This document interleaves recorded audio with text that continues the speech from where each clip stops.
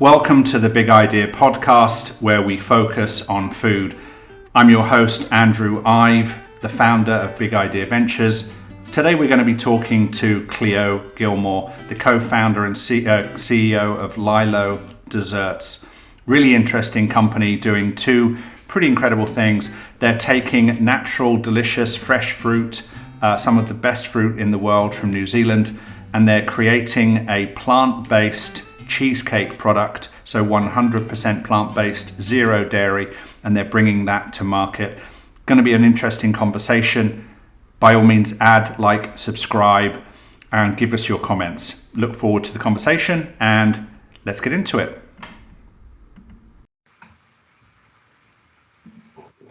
Okay, Cleo, welcome to the Big Idea podcast, where we focus on food. How are you today?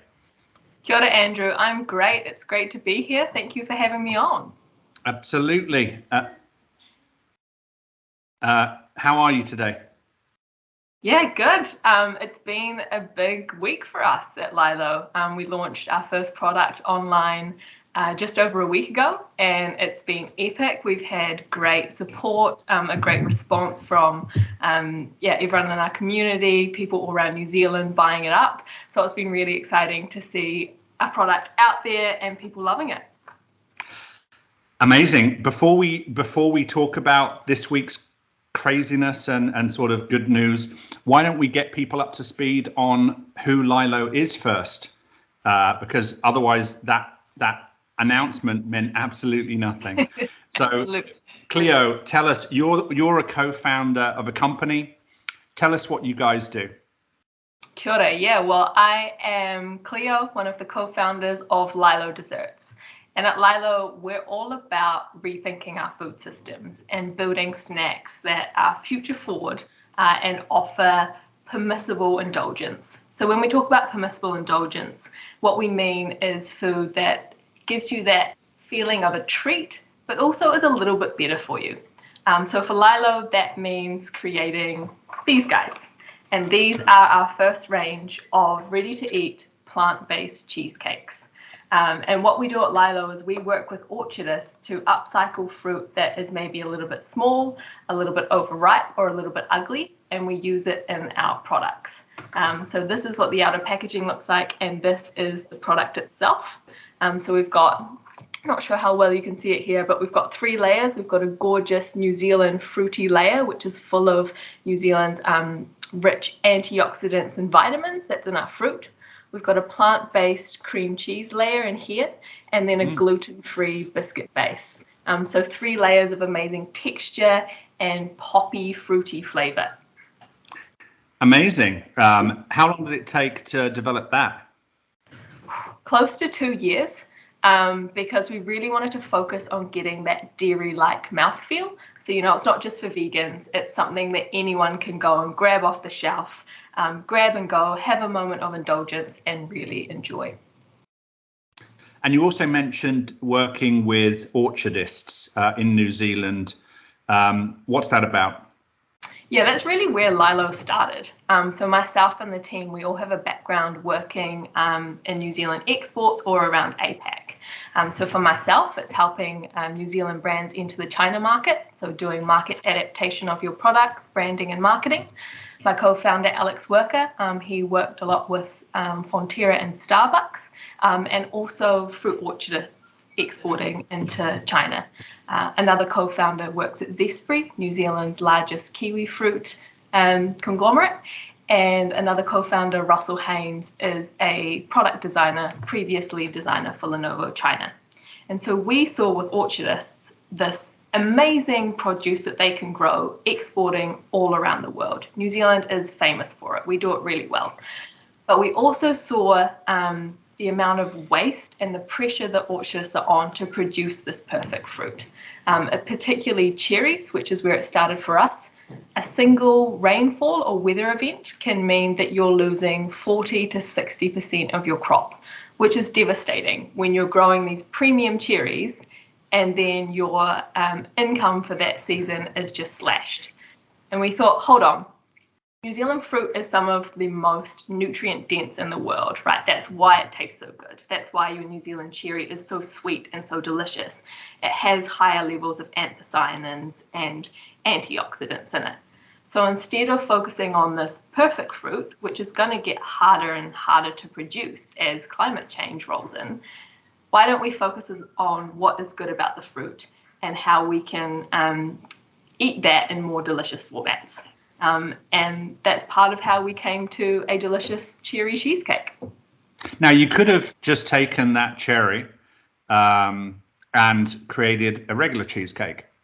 You could have taken that ugly cheesecake, ugly cherry, and created any kind of cheesecake. So why a plant-based cheesecake? And now I'm glad you did, because that's kind of the business we're in. But why? So Lilo is about creating food for the next generation and my generation. We come from New Zealand. We are the land of dairy, and we're very famous for that. We do it very well. But we're looking at food security and the way our food is going around the world, and we're over-indexed on animal-based proteins right now. If we're going to be feeding growing populations throughout the world, then we need to be looking at alternative protein sources. And I saw this working in China with the rise of plant-based, with Oatly spreading around, every single coffee shop. Russell saw it in also living up in China with these trends in a bunch of different food areas. Alex saw it, working with Impossible Foods. And we knew it just had to be plant-based because New Zealand needs to step up our innovation in alternative proteins. Okay. And how are the consumer? You said you launched this week. That's been 2 years in the making.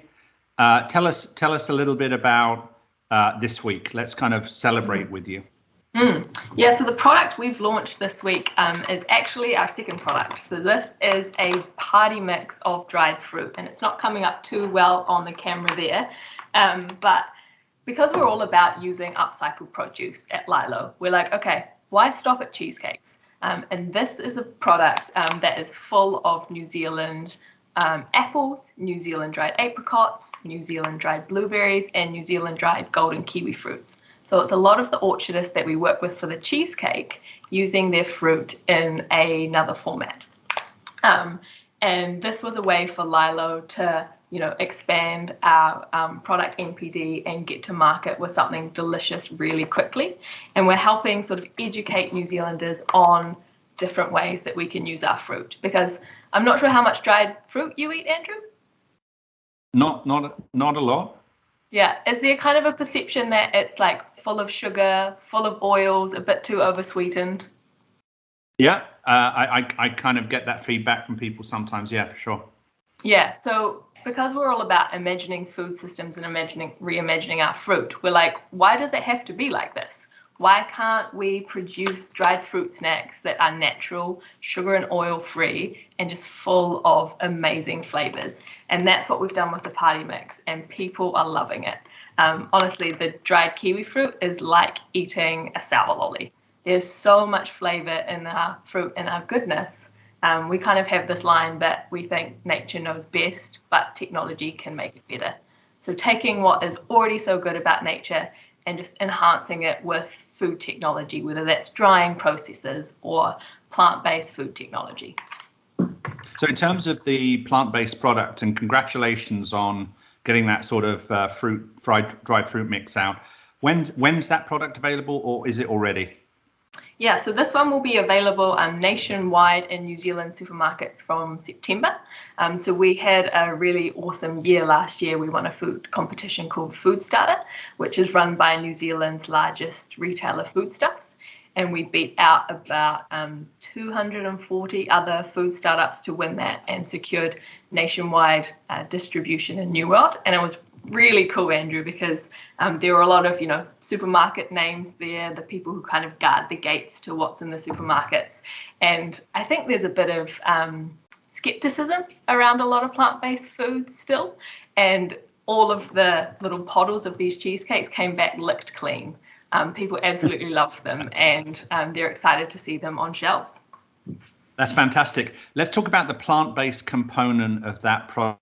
just for a second. You said it took you a year or two to create something that had the kind of creaminess and almost like the dairiness that, I don't think that's even a word, but let's go with it, the dairiness of the product, so that it would meet up to the high standards of what New Zealanders are looking for. And yes, this product kind of performed well enough for you guys to get national distribution with a major retailer. How did you guys, what was the process you went through to figure out what that plant-based dairy component needed to be? Yeah, so we did a lot of research around, current products that are already out there. Actually, through working with Big Idea Ventures and being in the accelerator last year, which was an awesome milestone for us, we've connected with the likes of Givaudan, which has been a really great for research and development. A lot of consumer product testing and testing on how this product performs, not just taste-wise, but how it can sit on a shelf. Because this is a product that we have built for export and for scale. And a big thing for us was not having palm oil in there or pumping it full of sugar, because we found, a lot of the plant-based desserts out there compromise on taste and flavor by just being really, really sweet. And we're about permissible indulgence. So yes, it's a delicious cheesecake, but we don't want it just to be sugary trash, really.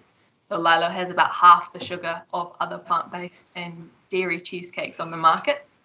And the main ingredient that we're using in here is coconut, and then some sort of special emulsion and stabilization technology that we've developed with our food technologists. So how many ingredients does that plant-based cheesecake have? Is it sort of 8 to 10 ingredients, or is it a little bit longer than that? We're a bit more than 10, but we're not, 100 ingredient list. And I think that is what plant-based food is. Like, when you're labeling it, plant-based food is so transparent, right? Because you know exactly what is in it. It's not just like, I don't know, milk or cream. And people sort of push back on that, the number of ingredients that's in our cheesecakes. But if you broke down what's in milk or what hormones that your cow has been fed, I think that ingredient list would look a lot longer. I think knowing all the ingredients that is in this is really good for consumer transparency. And also it's technology, right? Like, this plant-based food and the plant-based foods we're eating, they will constantly be upgrading and innovating and improving on the tastes and flavors and textures.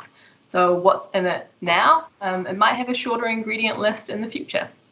So what do you see as the kind of growth for Lilo? Is it about bringing additional products to the New Zealand market? Is it about taking it to new countries outside of New Zealand once you've got kind of achieved a critical mass within your home country? Well, how are you thinking about the future? So 2 things with Lilo. Because New Zealand fruit is so high in these antioxidants and vitamins and nutrients, we're working with research institutions in New Zealand and food technologists on how we spec up the vitamins and antioxidants in this cheesecake. So right now it's just a cheesecake, but V2, which we're developing, will be a cherry melatonin cheesecake. So enhancing the goodness that's already in the fruit and speccing it up so you have a functional cheesecake. So a golden kiwi fruit cheesecake that offers you your daily dose of vitamin C and beneficial bacteria for your gut. So that is really where Lilo is heading. We're thinking about the future of food in terms of things that are delicious, but also things that are good for you. Looking at the trends we're seeing in the functional beverage space and bringing them into the snacking category. And we think New Zealand fruit is the perfect place to start with that. Secondly, Lilo has been designed for export from the get-go.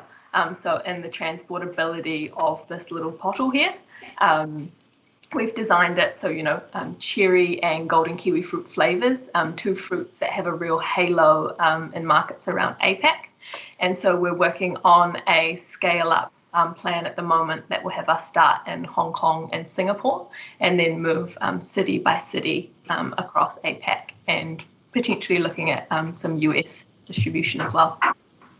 That's amazing. So from a leveraging the kind of natural composition, nutrition, benefits of some of the kind of raw ingredients that you've got access to in New Zealand, I see the idea of moving towards products which correspond with your daily specific daily vitamin requirements or your needs for particular nutritional profiles. Is that aimed at any particular target audience? Do you think that the cheesecake is more, for example, towards kids or towards teenage, or like, are there different age groups or demographics that you think might resonate with different folks? Yeah, so we have very much designed Lilo for a Gen Z audience, and you can probably see this when you go on our website and you see our poppin' brand. A lot of the messaging, it's really fun, it's funky. I love it. I love the colors, but also because Gen Z is one of, and I'm Gen Z, one of the most health conscious consumer groups that we have seen.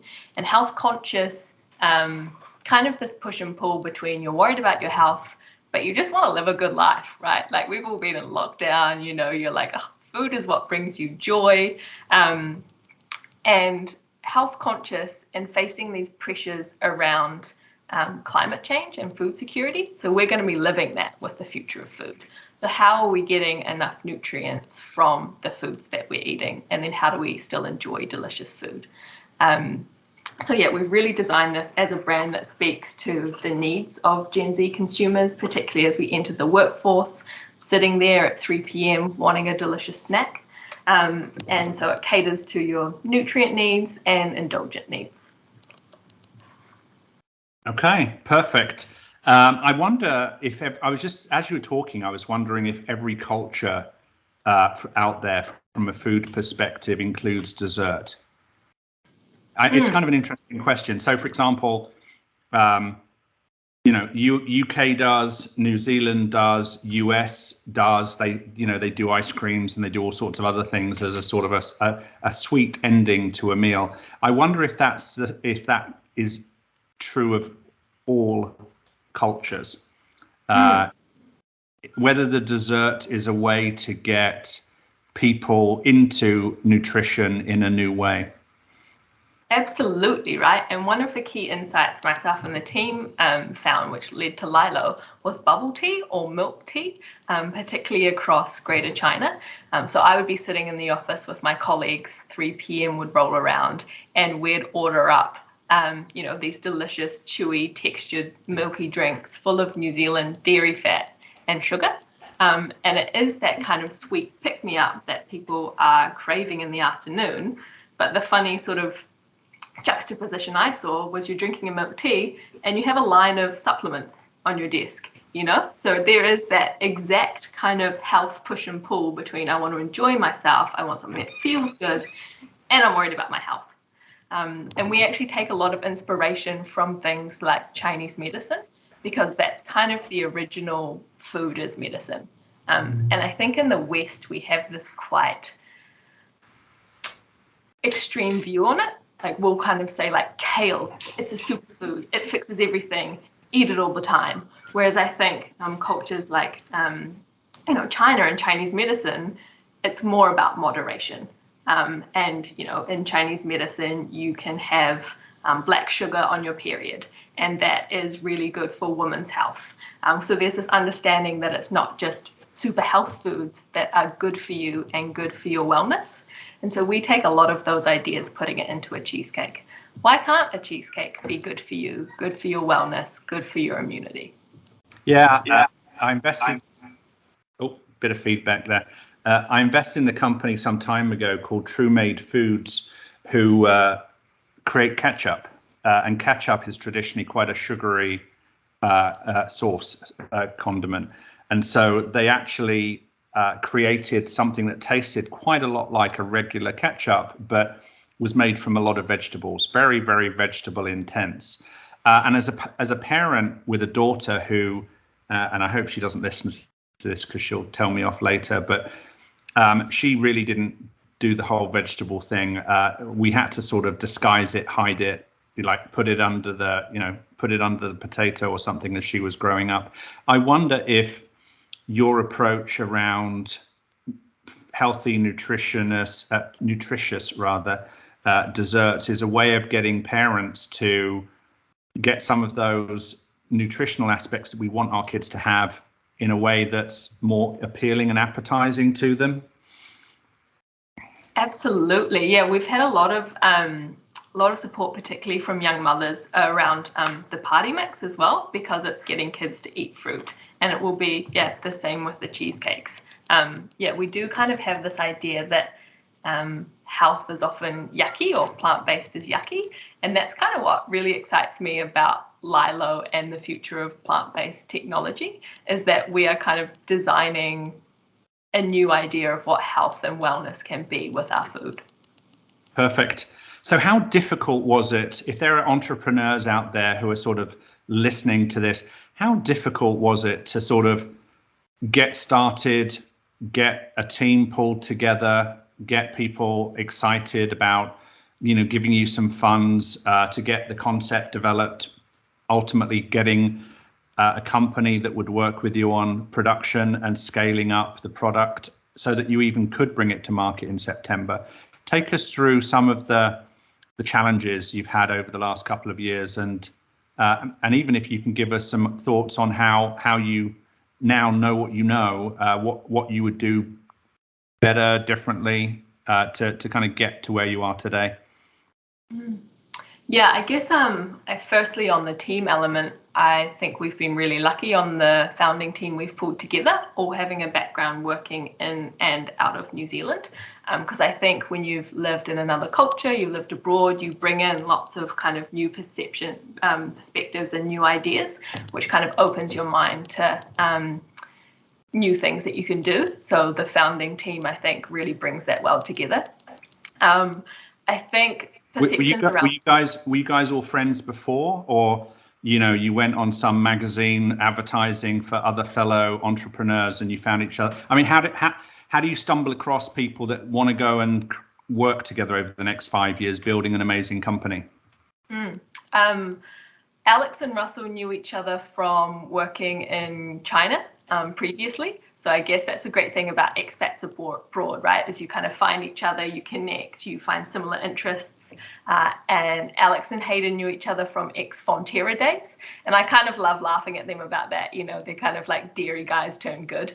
So I always give them a few wee jabs. And then Alex and I met through like a young China New Zealand associates thing. And it was really exciting for me early in my career to be like, okay, I am so passionate about New Zealand food, and I'm passionate about innovating more in the plant-based and sustainability realm. And so to meet up with Alex and Russell and Hayden, three people who were having the exact same thoughts and want to make delicious cheesecakes, that was epic. So I think there's growing groups and growing communities you can tap into. So for us, being part of Big Idea Ventures Accelerator last year was really awesome for connecting with an international group of founders who are working on, cell-based dairy, plant-based meats, all sorts of amazing things. The team have been great at introducing us to experts and awesome people in the field. Because we find, I think, there's still a lot of pushback around plant-based. Like you can be in the plant-based community and you think, oh, everyone's doing it.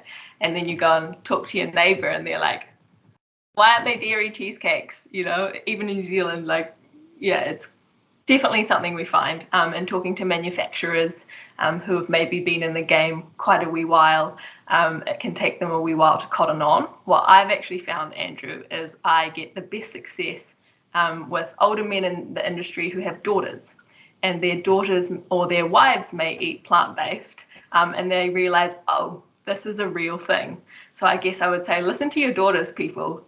They are the future, and they are living in the world that we're creating. So that's been a real thing. I guess working with orchardists as well. So we've had a lot of learnings, and we're continuing to have a lot of learnings there around seasonability of produce. So how we're planning for supply and demand of the fruit and how much product we need. And we do have sort of mixed responses depending on who we talk to around orchardists are so focused on this perfect fruit, they don't have a lot of time to think about the ugly stuff and what they're doing with it. And that's kind of a key insight for us, right? Is like, you can't leave it up to the orchardists to do more work. We have to have collaboration from startups like ourselves, from manufacturing partners, from universities and research institutions. And it's working together and collaborating that can bring out these new systems and make innovation happen. Fantastic. So it has very much been about pulling lots of different people from lots of different places together to make Lilo a reality. Obviously, that competition is going to move you forward pretty quickly. The fact that you won this competition and now you guys are going to have, national distribution, that typically takes a year or two to get that kind of acceptance and distribution. This competition is going to give you a real fast boost. Yeah, it's really exciting, I think. And I think what's been important with Lilo is we're not sitting back and resting on that. I'm out there hustling, getting cheesecakes out to more partners and getting it in front of more people. So we're always looking at the next step and what's on the horizon, because we've got to plan Lilo for scale and plan for growth. Have you had to do much with the retailer yet? Now that you won the competition, are they sort of working with you on finalizing packaging or pricing and all those sorts of things? Have they been useful in that regard? Yeah, for the most part, I think retail in New Zealand can be quite difficult. It's a big sort of clunky beast. And there's a lot of parts to the system. So I'm getting on board really quickly and working with our category manager. I'm trying to, kind of foresee all of the pitfalls and all of the stumbling blocks down the road, because I know for a lot of brands in New Zealand, it's kind of like walking through the mist. Okay. So in terms of how we can help you, Big Idea Ventures, people listening to today's podcast, right now you're in New Zealand. It sounds like you've got ambitions over the next year or two to look at other parts of the Asia Pacific. And it also sounds like you've got quite a unique and interesting approach to how you're thinking about nutrition, how you're thinking about how we consume our food. I love that you're using orchardists. We should at some point get into how you are sourcing these ugly fruit when orchardists are sort of doing everything they can to identify the perfect fruit. So maybe it's as simple as anything that isn't perfect, you guys get to buy at a discount. Maybe it's that simple. But let's go there. Let's go there before I start wrapping this one up, because normally I do this. This is a 30-minute, 45-minute conversation. But orchardists, how do you convince them to give you their ugly fruit? Do you just sort of say, hey, give it to us and we'll pay you a little bit less, or how's that working for you? I mean, there are, of course, grades of fruit, and there's different price for different grades of fruit. We're finding with orchardists that they're not even thinking about the lowest grades. That stuff's just being fed to the pigs or left to rot. We're talking hundreds and hundreds of tons of produce every year. For the most part, they're absolutely stoked, because an orchardist is the last person who wants to see their hard-grown produce go to waste, right? For us, what we're building out right now is how we bring more orchardists together and collaborate and communicate on, not just sourcing from one orchardist, but sourcing from multiple. So that's a big piece of work that we're doing with our orchardists at the moment. And it's about, as we talked about before, allowing them to focus on what they do, which is growing, the perfect produce, but building out a model that says, okay, we need X amount of fruit this season, and this is how we're going to go about collecting it. It's more work for the orchard pickers and more money going into the economy if they have they're not picking over the smaller, ugly stuff. And then, it's working at a fair price, so it's still a good income stream for our orchardists, but of course isn't that premium for the perfect fruit. Yeah, I was kind of aware that there are different grades of fruit and prices and that sort of thing. I was sort of more thinking, I'm also aware that there are farmers, orchardists who, if they who have people picking to achieve certain specifications, and those that don't conform are just left on the field to rot and to deteriorate. So somehow you've got to say to them, hey, we'll buy that. We'll buy it, and maybe we'll pay you 50% or 50% of what the good stuff is being bought for. But you somehow need to convince them to change their approaches, and then maybe there needs to be some form of reverse supply chain where you're going and collecting this produce from multiple orchardists, or maybe there's a distributor that will do it for you. I don't know the answer to that question. Yeah, that's a really great question, and it's a big piece of work that we're working on with the Central Otago District Council at the moment and a number of our key orchardists. Is because right now Lilo is fairly small, and there is enough low-grade produce there that we can process and turn into cheesecakes. But the big impact for Lilo will be how we are scaling that. And we've got some pretty exciting models and some pretty exciting partnerships that we're building out now, and we can probably talk about that further down the line in the future when we're rolling them out, Andrew. But we kind of have this thing called last in, last out, which is a really nice acrostic for Lilo, actually.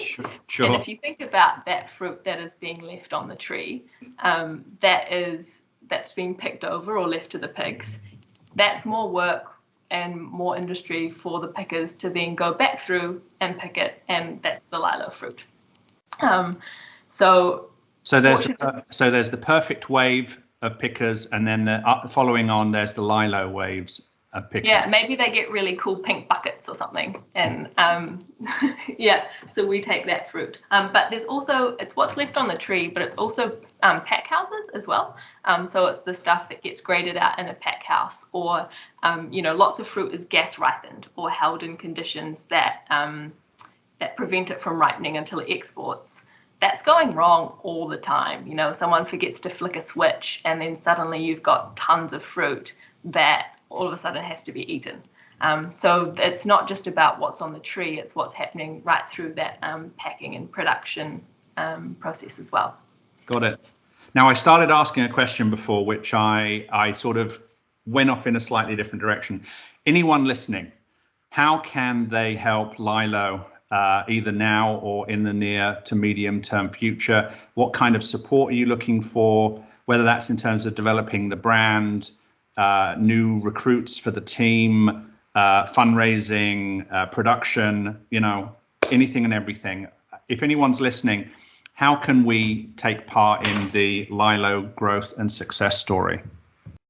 So I guess we want to hear from anyone who is interested in Lilo, right? Like, this is all about collaboration, bringing cool brains together, and seeing, what you can add to the team, where we can grow and go in the future. So definitely keen to have a chat if you like what we're doing and we are interested.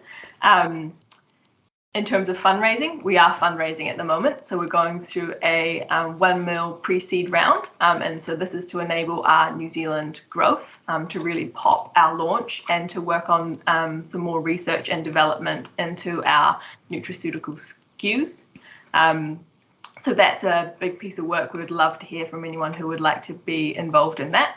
And then also in terms of, if you are a distributor around Hong Kong and Singapore, and you like what Lilo is, you're interested in, yes, absolutely, we would love to talk to you. I wonder, and you guys have figured out a sort of recipe for your first product with this plant-based cheesecake. If there was a team of people in North America, for example, who lived near to cherry farms and said, I love what Lilo are doing in New Zealand, why don't we talk to those guys about doing a US Lilo execution where we, talk to our local cherry orchardists, and we get their fruit and we kind of do the Lilo recipe and execute it in the United States. Is that something you guys would be open to, teams who sort of roll the concept out in other places? Totally. And I think, Andrew, that is the ultimate idea for Lilo, right? Right now it's a cherry, a kiwi fruit, a blackcurrant cheesecake from New Zealand. But if we can scale our models of, how you work with orchardists, how you collect the fruit and turn it into this cheesecake internationally, there is no reason why this can't, help impact growers in North America, growers in Thailand, growers in Chile. Like, New Zealand is not the only country with awesome fruit that is being left to waste. And I think the ultimate model for Lilo will be in-market manufacturing, because if you think of just on the carbon miles, if you think on how you can, localize for flavor palettes, that is what's so great about how we've designed Lilo. So yes, absolutely. And that comes back to my question, which is, I wonder if every culture has desserts, because there might be a fruit-based dessert in Africa, which is not cheesecake, but which is something else. But you could, use the approach that Lilo makes around fruit to create an ugly fruit dessert, nutritious dessert that's relevant to the cultural norms and the tastes of each and every country, each and every continent. Yeah, totally, Andrew. You're spot on. Cheesecake is just, the beginning. So Lilo is the future of food desserts. Oh, I like that. I know. I don't know where that came from, but I know that half the people listening, if not more, are groaning right now. It's almost a dad joke, but we need a few of those. What's that? You get no choice with me, unfortunately. So, Cleo, I've enjoyed talking to you about Lilo. Thank you so much. Great company. Where do people find out about you on the line and in the digital formats and all those sorts of places? How do we reach out to you? How do we find out about you? You can check out our awesome website on www.lilodesserts.com. So that's LILODESSERTS.com. Wear sunglasses. There's some fun colors on there. Check us out on Instagram at Lilo Desserts or LinkedIn. You can also get in touch with me directly at Cleo, that is CLEO, at lilodesserts.com. Wow. Okay. This podcast is going to go out and it may be listened to by more than 10 people. So you might start getting some weird emails. You might need to change that email address at some point in the future. So I apologize in advance. Okay. Cleo, thank you so much. Keep doing what you're doing at Lilo Desserts. I hope everyone who can help and wants to help you does reach out. Really appreciate your time today. Thank you so much. Enjoy the rest of your day in New Zealand. Thanks so much, Andrew. It's been a pleasure. Okay, I'm going to press pause and then we are going to come back. Let's see.